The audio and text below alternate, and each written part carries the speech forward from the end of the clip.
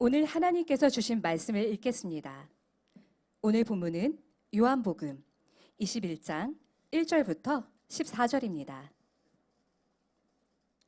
그 후 예수께서는 디베라 바다에서 제자들에게 다시 자신을 나타내셨는데 그 나타내심은 이러합니다. 시몬 베드로, 디두모라고 하는 도마, 갈릴리 가나 사람인 나다나엘, 세베대의 두 아들들, 그리고 다른 두 제자가 함께 있었습니다. 시몬 베드로가 그들에게 나는 물고기를 잡으러 가겠소 하고 말하자 그들이 우리도 같이 가겠소 하고 말했습니다. 그들은 나가서 배를 탔습니다. 그러나 그날 밤 그들은 물고기를 한 마리도 잡지 못했습니다. 날이 밝을 무렵 예수께서 바닷가에 서 계셨으나 제자들은 그분이 예수이신 줄 알아보지 못했습니다. 예수께서 제자들에게 얘들아 물고기를 좀 잡았느냐? 하고 물으시자 그들은 한 마리도 잡지 못했소 라고 대답했습니다. 예수께서 제자들에게 말씀하셨습니다. 그물을 배 오른편에 던져보라. 그러면 물고기가 잡힐 것이다. 제자들이 그물을 배 오른편에 던지자 물고기가 너무 많이 걸려 그물을 배 안으로 들어올릴 수가 없었습니다. 예수께서 사랑하시던 제자가 베드로에게 말했습니다. 주이시다. 시몬 베드로는 주이시다 라는 말을 듣자마자 벗어두었던 겉옷을 몸에 걸치고 물로 뛰어들었습니다. 그러나 다른 제자들은 배를 탄 채 물고기가 가득한 그물을 끌면서 배를 저어 육지로 나왔습니다. 배가 바닷가에서 약 200규빗 정도 밖에 떨어져 있지 않았기 때문입니다. 제자들이 육지에 도착해서 보니 숯불을 피워 놓았는데 숯불 위에는 생선이 놓여 있었고 빵도 있었습니다. 예수께서 제자들에게 말씀하셨습니다. 너희가 방금 잡은 생선을 좀 가져오라. 시몬 베드로가 배에 올라 그물을 육지로 끌어내렸습니다. 그물 안에는 큰 물고기가 153마리나 들어 있었습니다. 물고기가 이렇게 많았는데도 그물은 찢어지지 않았습니다. 예수께서 제자들에게 말씀하셨습니다. 와서 아침을 먹으라. 다들 그분이 주인 줄 알고 있었기 때문에 제자들 중 감히 그분께 누구십니까? 라고 묻는 사람이 없었습니다. 예수께서 오셔서 빵을 가져다가 제자들에게 나눠주셨고 이와 같이 생선도 주셨습니다. 예수께서 죽은 사람들 가운데서 살아나신 뒤 제자들에게 나타나신 것은 이것이 세 번째였습니다. 아멘. 네, 우리 옆에 계신 분들 한번 인사하겠습니다. 참 잘 오셨습니다. 네, 오늘은 이제 우리가 4주간 이어지는 기획 초대 예배 나의 고백이라는 이 시리즈 예배의 첫 시간이 됩니다. 오늘의 우리에게 그 나만의 고백을 들려줄 주인공은 아까 우리 함께 세례를 받았던 우리 두 분과 또 이미셸 자매에 이어서 바로 베드로라는 사람의 이야기를 오늘 듣게 될 것입니다. 그래서 오늘의 제목은 이 베드로의 고백은 어떠한 제목을 가지고 있느냐면 한번 따라하겠습니다. 문득 생각난 그와의 추억. 이 베드로의 고백을 통하여서 우리를 찾아오시고 나의 이름을 불러주시는 그 예수님을 여러분들도 경험하고 또 여러분이 초대를 해온 분들과 또 하고자 하는 분들과 그런 고백들을 나누시는 여러분 되시기를 축복합니다. 우리에게는 모두가 추억이 있습니다. 옛날에 살면서 경험했던 일들, 아름다웠던 추억도 있고 슬펐던 추억도 있고 그런 추억들이 있죠. 저희 제 와이프와 함께 이런 추억들의 이야기를 나눌 때가 종종 있습니다. 과거에 있었던 이야기들. 그러면 가끔 와이프가 이제 이렇게 자랑스럽게, 본인은 아니라고 하겠지만 자랑스럽게, 근데 이 설교 들으면 안 되는데 자랑스럽게 하는 이야기 중에 하나 무엇이냐면 이제 대학교에 입학을 하고 대학 생활을 하다가 어느 날 친구를 통해서 들은 이야기를 해주는 거예요. 뭐라고 했냐면 어떤 그 대학교에 우리 와이프가 살던 그 지역에 있는 한 대학교에 입학한 한 남자 형제가 있었는데 그 형제가 과 MT를 가서 함께 MT를 가서 이제 뭐 이렇게 술 마시고 하잖아요. 술 마시고 막 이렇게 취한 상태에서 저희 와이프의 이름을 부르면서 그렇게 울었다는 거예요.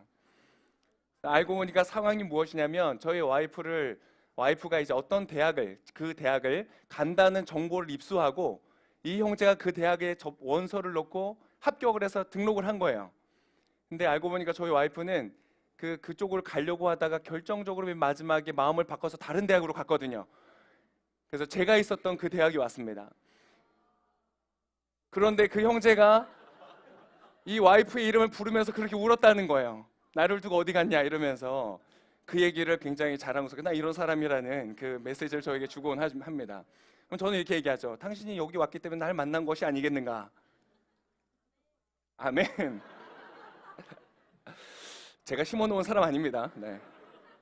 그럼 저도 이렇게 나름 추억을 얘기해 줍니다. 제가 예전에 이제 학생 때 이렇게 머그컵에다가 그 차를 이제 이렇게 태워서 다녔어요. 막 이렇게 다녔더니 제가 들리는 소문에 여하구들이 이 머그컵을 들고 다니는 그 형제가 누구냐라고 궁금해했다는. 괜히 했어. 자, 이런 어떤 추억들이 있죠. 이런 추억을 생각하면 지금 나의 삶에도 영향을 줘서 그것을 생각하면 기분이 좋고 나의 자존감을 올려주고 자신감을 심어주고 뭔가 인생은 살만하다. 그런 마음들을 주는 어떤 이런 추억들이 있는 것이죠. 그래서 우리가 그런 추억들을 이야기를 많이 나누는데 어떠한 추억들은 우리가 가지고 있는 어떤 추억들은 해석이 되지 않는 것들도 있어요. 분명히 사건은 경험했고 내 삶의 기억으로 추억으로 남아있는데 그것이 나에게는 지금 현재 이해가 되지 않아요. 그래서 그 추억에 대한 가치가 평가절하되고 곧 잊혀지거나 나의 삶에 소중하게 다뤄지지 않는 추억들도 우리 안에 있다는 것입니다. 그런데 인생을 살아가다 보면 어떤 순간에 갑자기 이 추억들이 재해석이 되면서 나의 삶에 지금 살아가는 나에게 어떤 큰 영향을 끼치는 경우도 있는 거예요. 그래서 이 추억이라는 건 얼마나 좋은 건지 모르겠어요. 마치 이 웜홀처럼 시간을 거슬러 내가 어떠한 공간에 있도록 하는. 저는 가끔씩 길을 걷다가 코끝에 배이는 어떤 냄새를 맡으면 과거에 언제 그 냄새가 있었던 그 현장으로 나를 훅 데려가는 느낌인 거예요. 훅 데려가서 그때 느꼈던 감정, 그때 가졌던 생각들을 다시 느끼게 해주는. 추억이라는 것은 이렇게 우리의 삶을 영향을 주는 사건이라는 것이죠. 어떤 한 형제가 있었어요. 제가 사역하던 공동체에 한 형제가 MC였어요. MC를 얼마나 열심히 하고 열정적으로 했는데 그 공동체의 지체 중에 한 자매가 이 형제를 좋아하게 된 거예요. 너무 좋아해가지고 그 형제를 두고 계속 기도를 하는 거예요. 저 형제 너무 멋있다. 중보 기도를 하고, 그리고 그 형제가 아울리치를 어딘가로 간다는 소식을 듣고 같이 그 아울리치를 간 거예요. 그런 불경건한 동기로 그렇게 정지하지 마십시오. 여러분 괜찮습니다. 노력하시는 거 너무 좋아요. 그죠? 여러분 많이 아울리치 가시길 바랍니다. 이번 사랑의 나눔 가시는 거예요. 같은 조로 가세요. 저에게 개인 문자를 보내시면 제가 같은 조로 편성해 드리겠습니다. 자, 그런데 이 안타깝게도 이 형제가 너무 사역에 집중한 거예요. 그래서 이 자매가 옆에서 말도 걸어보고 눈빛도 보내보고 뭔가 많은 시도를 했으나 이 형제가 마침내 그 모든 신호를 다 캐치를 못했어요. 그래서 안타깝게도 그 후에 몇 달 지나 이 자매는 마음을 정리하고 다른 형제와 결혼해서 잘 살고 있습니다. 그런데 이 형제는 아직 싱글인 거예요. 어느 날 아마 이 형제가 인생을 살다가 어떤 시점에 과거의 그 사건이 떠오르면서 그 자매가 자기에게 주었던 신호를 기억하면서 어쩌면 뒤통수를 칠지 몰라. 이럴 수가. 내가 그 자매를 놓치다니. 감동이 없네. 여러분 놓치지 말고 잡으시기를 축복합니다. 우리에게 그러한 추억들이 언젠가 해석이 될 때가 있는 거예요. 그런데 여러분 하나님께서요, 우리를 다루시는 방법이 때때로 이 추억이라는 것을 이용하실 때가 많다는 거예요. 자, 여러분 생각해 보세요. 우주 만물을 창조하신 영원하신 하나님께서 그 거룩하시고 그 신성 있으시고 우리가 감당할 수 없는 그 하나님이 나에게 하나님이 나를 얼마나 사랑하시는지, 나와 얼마나 함께하기를 원하시는지를 가르쳐주고 싶으신데 어떠한 방식으로 나에게 다가오실까? 갑자기 환상으로 짜잔 하고 나타나실까? 어떠한 형태로 나의 인생 가운데 다가오실까? 그분은 이 추억을 통하여서 우리의 일상 속에서 쌓아가는 추억들을 통하여서 하나님은 우리에게 당신을 계시하신다는 사건이에요. 오늘의 본문도 마찬가지입니다. 자, 예수님께서 12제자를 택하셨어요. 그 많은 사람 중에서.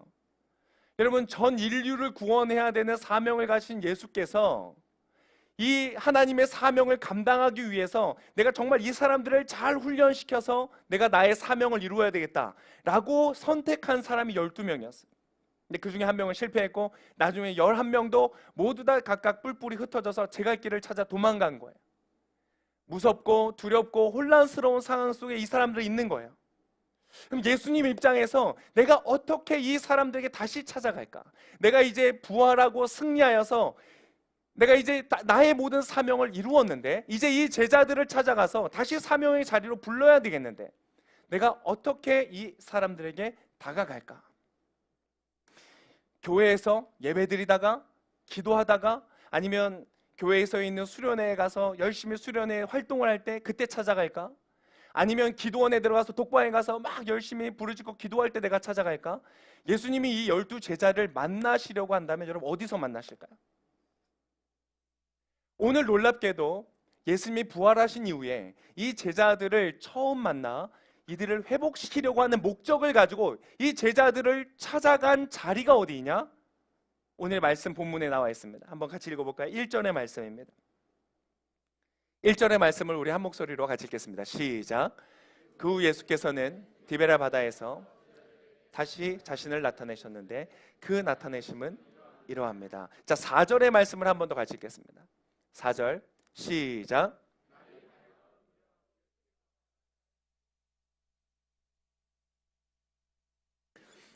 예수님께서 지금 어디로 찾아가셨는가? 디베랴 바다라고 불려져 있는데 자, 이것은 결국 이 바다는 무엇을 말하냐면 갈릴리 호수를 말합니다. 자, 예수님께서 지금 이들을 찾아가시기 위해 만나시기 위해서 찾아간 곳이 어디냐? 갈릴리 호수라는 거예요. 디베랴 바닷가라는 거. 왜 거기 가셨을까요? 왜 많은 장소, 유대인 회당도 아니고 이들이 뭔가 예배하거나 기도하고 있는 어떤 골방도 아니고 숨어서 두려움에 떨고 있는 어떤 자기 숨어있는 어떤 공간도 아니고 바닷가라는 곳에 왜 예수께서 찾아가셨을까? 왜 찾아가셨을까요? 바로 그 자리가 추억의 자리이기 때문에 그래요. 어떤 추억의 자리예요? 맞아요. 예수께서 처음으로 제자들을 부르신 자리가 바로 이 바닷가였기 때문에 그래요. 바로 그 추억의 장소로 예수님께서 찾아가시는 거예요. 바로 그 자리가 어떤 자리였어요? 늘 먹고 살기 위해서 물고기를 잡기 위해서 그물을 내렸던 생계형 어부였던 사람들이 예수님을 만나고 나서 사람을 이제 살리는 생계형 어부가 아닌 비전형 인부, 사람을 낚는 그러한 존재로서 하나님이 그 정체성과 삶의 의미와 가치 전체를 완전히 뒤집어 버리셨던 그 사건이 났던 곳이 바로 이 바닷가라는 것이죠. 예수님은 지금 그 바닷가로 찾아가시는 거예요. 그런데 이 놀라운 사실은 제자들이 그 예수님께서 바닷가에 서 계신 것을 보고 알아보았어요? 못 알아봤어요? 못 알아봤어요. 여러분 어떻게 못 알아볼 수 있었을까? 여러분 3년 동안 늘 함께 살았던 사람들이에요. 여러분 MC단 제가 친하게 지내지만 저희 MC단은 거의 주에 한 2번에서 3번밖에 못 봅니다. 많이 보네요. 그런데 짧은 시간이지만 예수님은 제자들과 3년 동안 함께 먹고 함께 자고 24시간을 늘 함께 다니시면서 생활했어요. 3년 동안. 그런데 그 예수님을 어떻게 못 알아볼 수 있을까? 여러분 지금 이 사람들은 어떤 상태냐면 굉장히 충격에 빠져 있는 상태인 거예요. 충격에 빠져 있을 뿐 아니라 어떤 상황이 있었는가? 여러분 3절의 말씀에 이렇게 기록하고 있어요. 5절의 말씀을 한번 같이 읽겠습니다. 5절 읽겠습니다. 시작.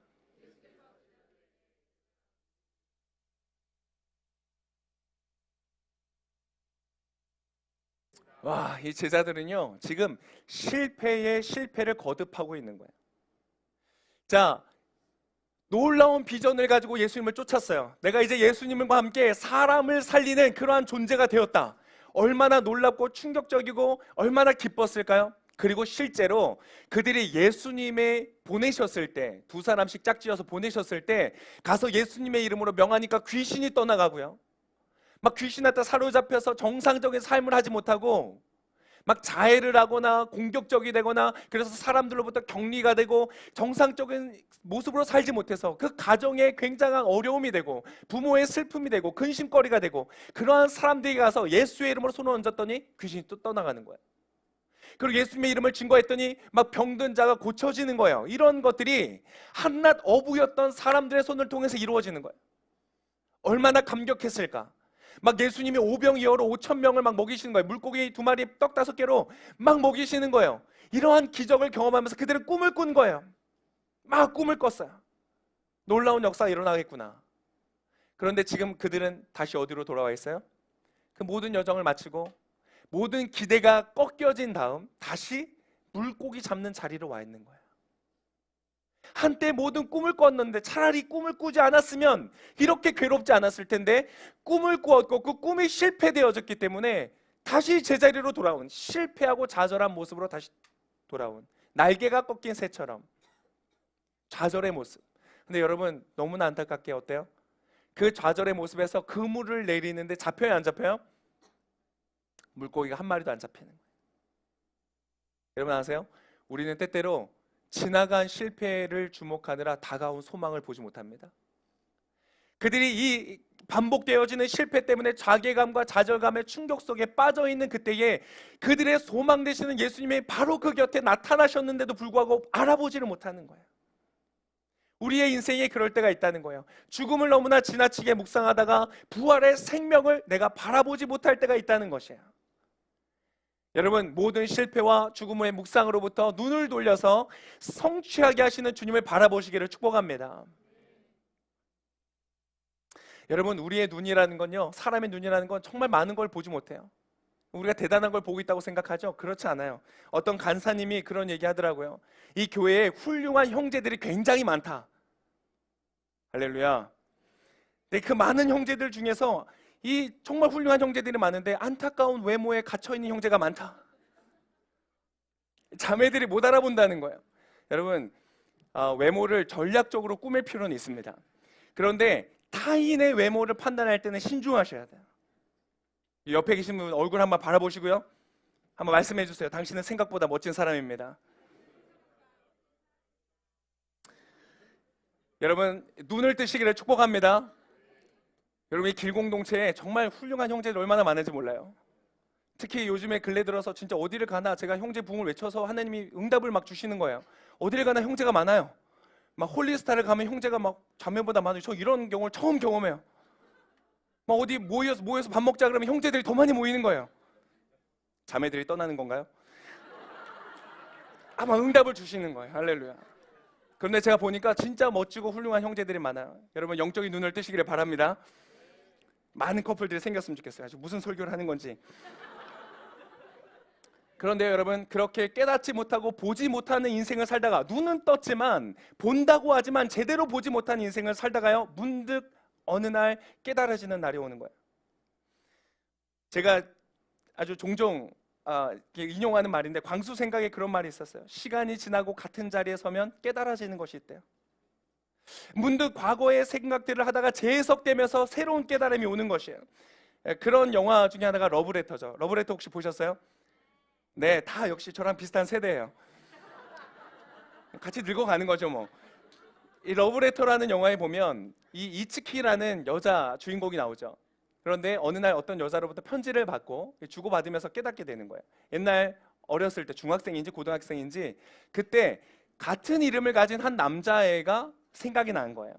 그 남자애랑 근데 그 남자애는 어떤 기억이냐면 그냥 장난꾸러기 아이였어요. 그런데 점점 이 사람과 대화를 하다가 깨달아가는 거예요. 자기한테 뭔가 계속 신호를 줬던 것 같은 거예요. 그러다가 영화의 마지막 부분에 뭘 발견하냐면 이 남자 이츠키라는 남자애가 전학을 가게 되면서 헤어졌는데 전학을 가면서 이 도서관에서 일하고 있던 이 여자아이에게 이 책을 좀 반납해 달라고 집까지 찾아와서 줬던 책이 있어요. 그 책 이름이 뭔지 아세요? 뭐 알 수가 없겠죠. 잃어버린 시간을 찾아서라는 책이었어요. 근데 이 여자아이는 이걸 보고 그냥 뭐 별일 아니라고 생각하고 했어요. 그런데 이 대화가 진행되다가 그 책을 열어보니까 그 책 도서 카드, 그 빌리는 대여 카드 뒷장에 그림이 그려져 있는 거예요. 초상화. 누구의 그림이었을까요? 바로 여자아이의 그림이었어요. 그것을 보면서 갑자기 과거의 모든 그 추억들이, 그 아이가 장난치고 자기를 괴롭혔던 모든 추억들이 재해석이 되는 거예요. 그러면서 뭘 발견해요? 이 아이가 나를 어떻게 했어요? 뭐 그런 경험이 없으세요? 이게 별로 뭐 다 우울하신. 여러분 재해석하시기를 축복합니다. 여러분 인생에도 있었던 거예요. 너무 좋은 거예요. 그러니까 갑자기 만족하게 되고 지금의 모습 속에서 갑자기 기쁨, 이미 다 지난 일인데, 이미 다 못 만난 사람인데, 그럼에도 불구하고 내 마음속에 어떤 그 깨달음으로 오는 거예요. 영향을 주는 거예요. 자, 그 한 장이 이 사람에게 모든 과거를 재해석하게 하는 것처럼 오늘 이 본문도 마찬가지예요. 이런 베드로와 제자들이 밤새도록 물고기를 못 잡고 있어서 막 좌절과 실망감과 나의 인생은 왜 이렇게 되는 것이 없는 거야? 하는 일마다 망치는 거야. 나의 인생은 완전히 끝났다고 생각되어지는, 정말 나의 삶은 더 이상 소망이 없다고 생각하는 좌절과 깊은 절망 속에 들어가서 헤어나올 수 없었던 그들이 오늘 이 사건을 경험하면서 갑자기 이 모든 상황들이 재해석되기 시작하는 것입니다. 오늘 본문에 뭐라고 되어 있는가? 6절의 말씀입니다. 6절의 말씀을 한번 같이 읽겠습니다. 시작.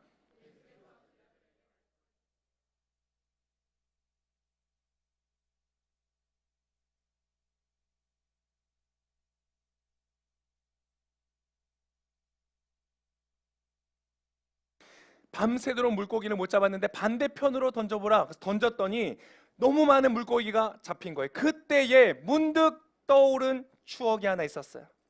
뭐였을까요? 바로 갈릴리 호수에서 예수님이 처음 베드로를 제자로서 부르실 때의 그 자리였어요. 그때도 그랬어요. 밤새도록 그물을 내렸어요. 물고기를 잡으려 했어요. 그런데 밤새도록 잡지 못했어요. 그래서 너무 아쉬운 마음, 오늘도 허탕을 쳤구나. 밤새도록 수고한 다음에 그물을 씻고 있는데 예수님이 나타나셨죠. 그리고 배를 빌려서 말씀을 가르치시고는 그 다음에 다시 베드로에게 말하는 거예요. 분명히 밤새도록 했는데 안 잡혀서 그물을 씻고 이제 철수하려고 하는 베드로에게 다시 저 깊은 데에 가서 그물을 내려라. 얼마나 귀찮은 작업이에요. 그런데 베드로가 그렇게 말했어요. 밤새도록 그물을 내려 잡은 것이 없지만 당신께서 그렇게 말씀하시니 말씀에 의지하여 제가 그물을 내리겠습니다 라고 고백하고 깊은 곳으로 다시 배를 저어 나아가 그물을 내렸어요. 분명히 밤새도록 그물을 내려도 한 마리도 잡지 못했는데 그때 사건이 일어났어요. 무슨 사건이 일어나요? 물고기가 많이 잡히는 사건이 일어나요. 그때에 베드로가 깨닫게 되는 거야. 이분은 그냥 보통 평범한 분이 아니구나. 그래서 돌아와서는 그분 앞에 엎드리고, 당신은 내가 알던 그 사람이 아닙니다. 당신은 그냥 어떤 좋은 선생님이 아니라 당신은 무언가 내 생명과 삶을 걸 만한 분입니다 라고 고백해요. 그 고백이 무슨 고백이었냐? 나를 떠나십시오, 나는 죄인입니다. 그분의 크심을 바라보니까 내가 너무 작은 거예요. 내가 그분을 감히 섬길 수 없는 모습인 거예요. 그래서 나를 떠나세요. 어쩌면 사랑의 큰 고백이었을 것이에요. 그런데 오늘 이 본문이요, 그때의 상황과 너무 비슷한 거예요. 물고기가 많이 잡히는 순간 그때가 생각나는 거예요. 그때 사실 예수님을 베드로가 처음 만난 게 아니거든요. 그 전에 베드로가 이분이 메시아가 아니냐라는 소식을 듣고 예수님께 찾아가서 하루를 같이 있었어요. 얘기를 듣고 바라보고 그리고는 결정 내렸어요. 이 판단을 섰어요. 굉장히 좋은 분인 것 같은데 그렇게 대단한 분은 아닌 것 같다. 여러분 중에도 그런 분이 있을지 모르겠어요. 복음을 들은 적이 있어요. 하나님에 대해서 소식을 들었어요. 그리고 뭔가 내 삶에 어떤 사건이 있었어요. 그런데 결정을 내렸어요. 이거 큰 대단한 일은 아닌 것 같다. 내 삶에 뭔가 도움은 될 것 같은데 어떤 좋은 강연 듣는 것 수준에서 뭐 더 대단한 건 아닌 것 같다 라고 그냥 헤어져 버리는 것이에요. 근데 주님은 거기에서 놓치지 않으시는 거예요. 다시 베드로를 찾아오셨어요. 오늘 본문처럼 오늘 본문도 예수님을 더 이상 그 길을 따라갈 수가 없어서 난 여기까지, 난 더 이상 못 따라가겠다라는 그 실패와 좌절, 십자가에 달려 죽으시는 예수님을 버리고 도망가온 이 베드로를 예수께서 다시 찾아오신 거예요. 그 실패의 자리, 밤새도록 그물을 내려도 안 되는, 마치 자기의 삶을 대변하는 것 같은 그 장면 속에 예수께서 또다시 그를 찾으러 오셨다는 거예요. 오늘 베드로가 발견하는 것은 바로 이 사건이에요. 그 추억이 떠오르면서 이러한 장면이 나와요. 7절의 말씀이에요. 우리 한번 같이 읽겠습니다. 시작.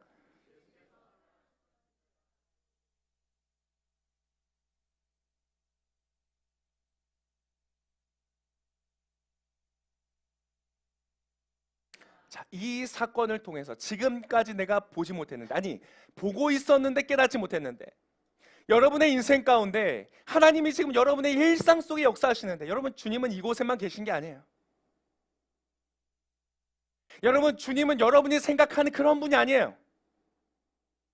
뭔가 내가 인생이 잘 되기 위해서 뭔가 빌어야 되고 뭔가 잘 해드려야 되고 뭔가 섬겨드리면 그 중에 하나님 날 좀 축복해 주실까? 하나님 그런 분 아니에요. 하나님은 여러분을 너무너무 사랑하시는 분이라는 거예요.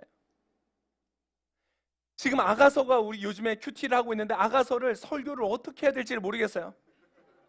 막 계속 남자 여자가 서로 주고받으면서 서로 사랑한다 그러고, 넌 예뻐, 넌 잘생겼어, 막 이런 얘기를 하는데 이걸 어떻게 설교해야 될지 모르겠는 거예요. 근데 그것이 왜 성경이냐? 바로 하나님이 우리를 바라보시면서 마치 아름다운 여인을 대하고 있는 남자의 감격처럼 하나님이 여러분을 보시면서 감탄하고 계시다는 거예요. 여러분 그거 경험해 보신 적 있어요? 하나님은 늘 나를 보면서, 야 너는 참 이게 부족하다, 넌 저게 부족하다, 이건 좀 똑바로 해야 되겠다. 늘 나에게 이렇게 대하시는 하나님 말고 나를 바라보시면서, 야,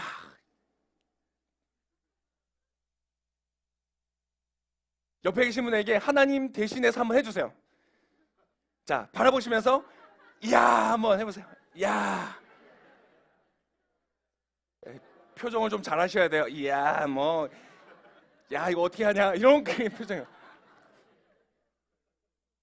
여러분 하나님이요 우리를 바라보시면서 너무 사랑하시는 하나님이세요.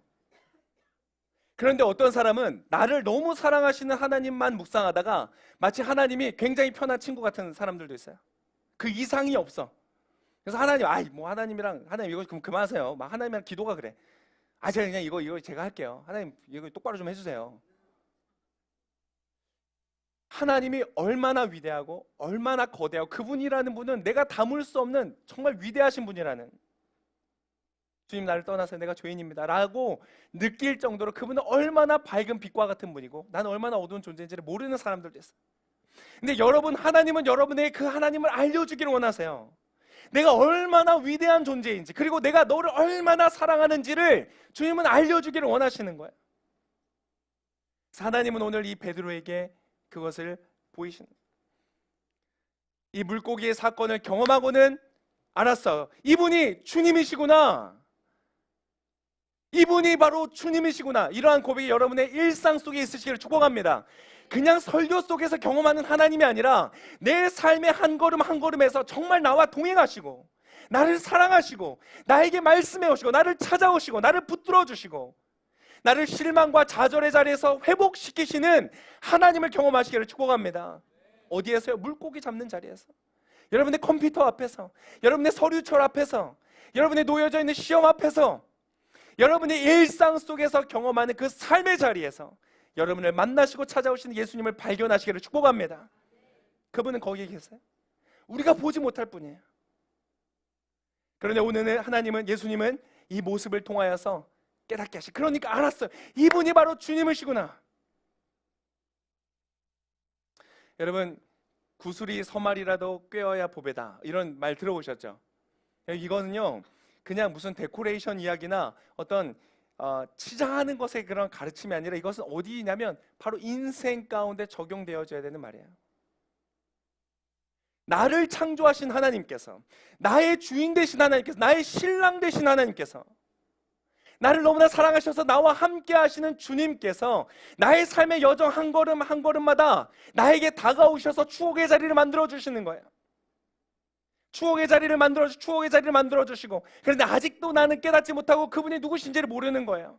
그런데 어느 날 마치 구슬을 꿰매듯이 모든 그 추억의 파편들, 조각들이 그냥 무의미하게 여기저기 흩어져 있었던 것 같은 내 삶의 기억들이 하나의 줄로 연결되어지면서 바로 이분이 주님이시구나 라고 깨닫게 되어질 때 여러분의 인생은 전혀 다른 인생이 될 줄을 믿습니다. 전혀 다른 인생이 되시는 거예요. 바로 그때가, 이분이 주님이시구나. 그냥 단순히 여기 서 있는 사람이 예수님이구나 라는 수준이 아니라, 예수님이라는 분은 이러한 분이시구나. 내가 끊임없이 실패하고 끊임없이 내가 감당하지 못하고 하나님을 모른 척하고 버리고 도망가고 내 뜻대로 하는 반복적인 나의 모습에도 주님을 실망하거나 포기하지 않으시고 나를 다시 찾아오시는 주님이시구나. 여러분, 그러한 베드로의 감격이 어디에서 나타나는 줄 아세요? 여러분, 방금 읽었던 7절에 이렇게 기록되어 있어요. 우리 7절의 말씀을 한 번 더 같이 읽어볼까요? 7절 한 번 더 읽겠습니다. 시작.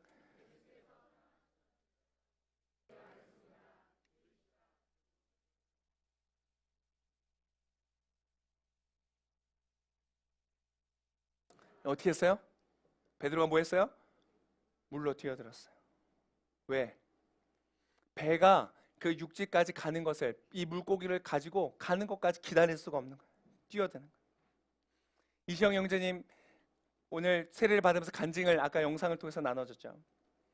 대학생 때 만났던 친구, 또 오늘 그 간증문을 제가 전문을 읽었는데 거기 보면 고등학생 때 만났던 어떤 친구, 크리스찬 친구, 그리고 나에게 권하였던 그 친구.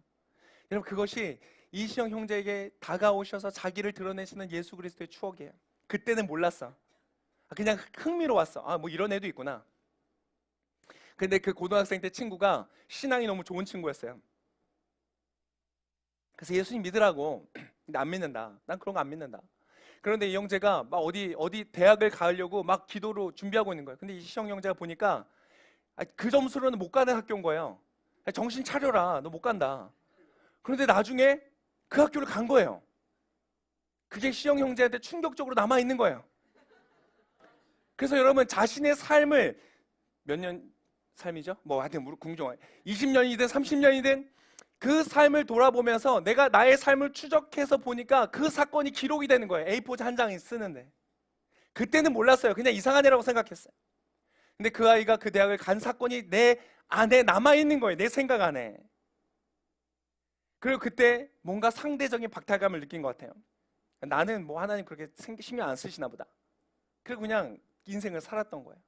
근데 여러분 그것을 발견하니까 이분이 예수님이셨구나. 나에게 다가오셨구나. 나에게 말씀해 주시고 나에게 역사하시는구나 라는 것을 깨달으니까 오늘 무슨 일이 있었어요?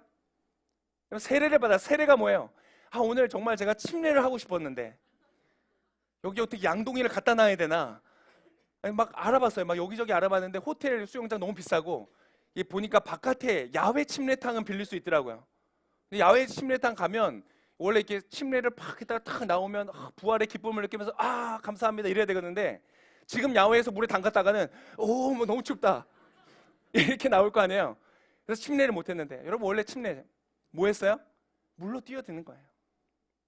오늘 베드로가 그 예수님을 발견하고 나의 인생이 해석이 되고 내가 이제 완전히 버려진 게 아니구나. 나의 삶이 끝나는 것이 아니구나. 내가 뭔가 노력하다가 실패한다고 해서 나의 삶이 끝나는 것이 아니라 여전히 나의 삶을 붙드시는 것은 내가 아니라 하나님이시구나. 나의 삶을 완성하시는 것은 내가 아니라 하나님이시구나. 이것을 깨달으니까 어떻게 해요? 물로 뛰어드는 거예요. 그분을 만나기 위해서. 여러분, 제가 바라기는 여러분의 삶에 이러한 감격이 있으시기를 축복합니다. 새로운 예수님을 만나는 거예요. 말씀을 마무리하면서 한 가지 단어를 얘기하고 마치려고 합니다. 여러분, 그 브레드 크럼브라는 단어를 혹시 아시는지 모르겠어요. 브레드 크럼브. 이 번역하면 빵 부스러기라는 뜻인데요. 요즘에 어떤 용어로 쓰이나 봤더니 사이트 이동 경로라는 말로 번역이 되더라고요. 이 사이트, 내가 어떤 사이트에 어떻게 들어갔는지, 내가 어떤 클릭을 하면서 이 세부 페이지까지를 갔는지를 추적하는 단어를 브레드 크럼브라고 그래요. 이게 왜 빵 부스러기가 왜 그런 사이트 이동 경로라는 말로 쓰였냐면 바로 헨젤과 그레텔이라는 동화에서 나오는 그 장면 때문에 나왔어요. 헨젤과 그레텔이 끌려가면서 내가 이 길을 잊지 않아야 되겠다라고 흘리는 게 뭐였어요? 빵 부스러기였어요. 그래서 이 빵 부스러기를 보고 내가 집으로 다시 돌아가야 되겠다. 내 길을 잊지 않도록 내가 집을 찾아갈 수 있도록 흘렸던 것이 빵 부스러기예요. 여러분, 추억은 뭐와 같냐면 바로 이 빵 부스러기와 같아요. 브레드 크럼브. 여러분, 여러분의 인생 가운데 길을 잃었을 때 내가 인생이 왜 사는지, 어디로 가야 되는지, 무엇 때문에 사는지, 여러분 그 길을 잃었을 때 여러분이 주님께서 여러분의 삶에 만들어 놓으셨던 추억은 그 빵 부스러기처럼 여러분을 예수 그리스도께로 인도하게 될 것입니다. 그래서 예수님은요, 오늘 이 베드로를 부르시고 물고기의 기적을 통하여서 당신을 나타내시면서 하나의 추억을 더 만들어 가세요. 어디에 있냐면 오늘 본문에 13절의 말씀에 있어요. 13절 읽겠습니다. 시작.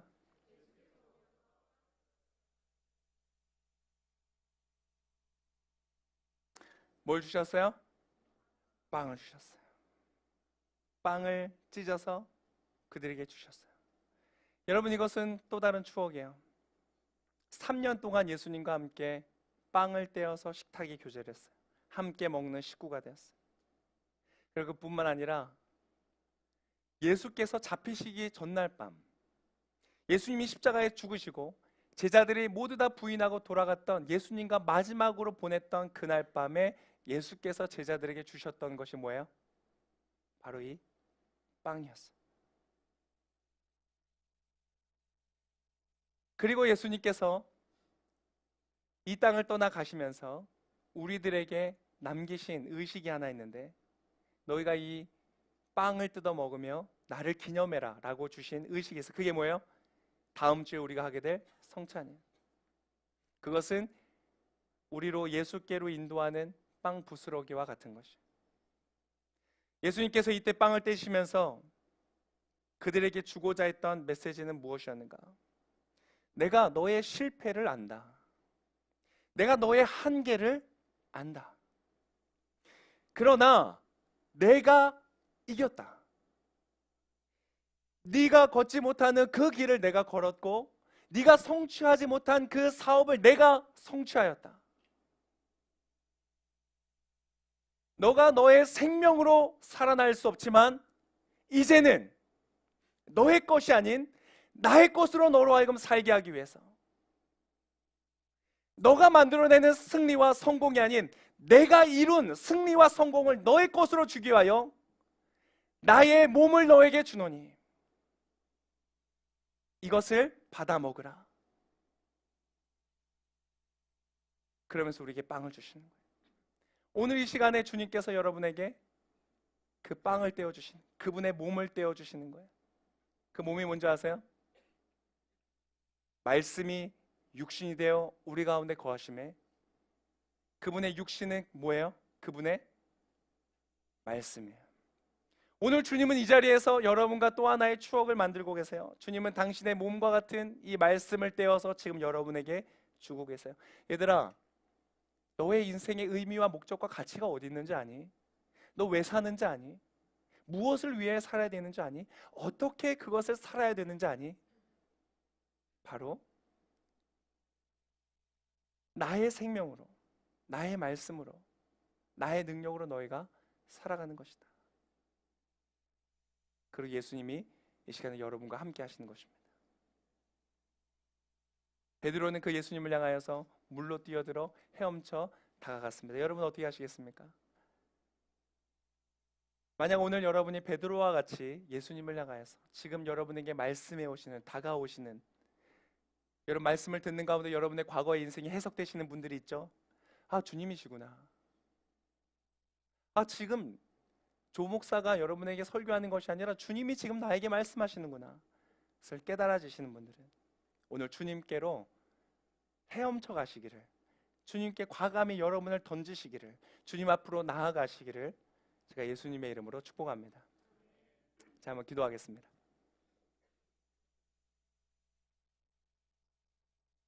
살아계신 하나님,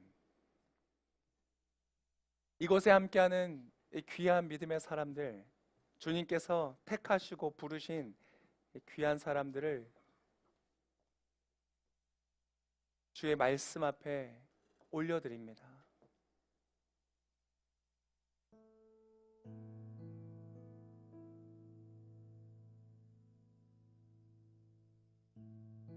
오늘 베드로를 찾아가셔서 그 삶의 자리 가운데 말씀하여 주시고, 그의 삶에 당신을 드러내시고, 그의 과거와 현재가 해석되게 하시고, 그래서 막혔던 그의 인생의 길, 완전히 꽉 막혀버렸다고 생각했던 그의 인생길 가운데 새롭게 걸어갈 문과 길을 열어주신 주님, 오늘 이 시간에도 동일하게 역사하시는 줄을 믿습니다.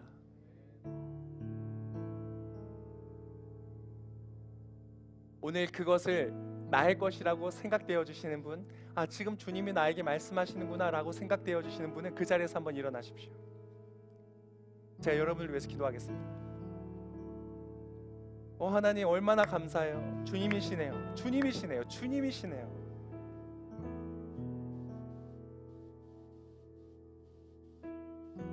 이제 나와 친밀한 관계 가운데 나아오기를 원하시는 주님,